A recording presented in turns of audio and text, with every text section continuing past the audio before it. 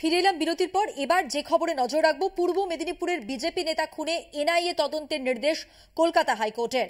15 দিনের মধ্যে তদন্তের দায়িত্ব নেবে এনআইএ। 24 এপ্রিল নির্দেশ কার্যকরের রিপোর্ট। নির্দেশ কার্যকরে পদক্ষেপে আগ্রহ দেখায়নি স্বরাষ্ট্রমন্ত্রক, আর এটা অত্যন্ত দুর্ভাগ্যজনক এমনই মন্তব্য হাইকোর্টের। বিরক্তি প্রকাশ করেন বিচারপতি জয় সেনগুপ্ত।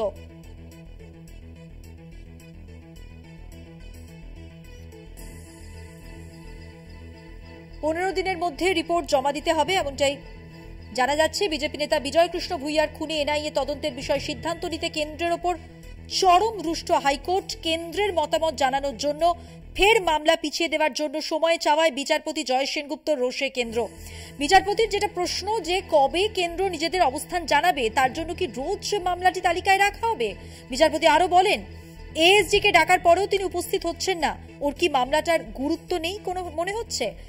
আপনাদের মনে হচ্ছে আদালতের প্রচুর সময়? প্রশ্ন তোলেন বিচারপতি।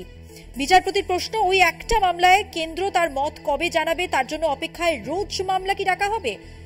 দুপুর দুটোয় কেন্দ্রকে জানাতে হবে এমনই বলেন তিনি, এবং শেষ পর্যন্ত যে নির্দেশ দেন আপনাদের সামনে তুলে ধরলাম। পদক্ষেপে আগ্রহ দেখানো হয়নি স্বরাষ্ট্র মন্ত্রকের পক্ষ থেকে, তাই জন্যই রুষ্ট হয়ে মন্তব্য করেন বিচারপতি।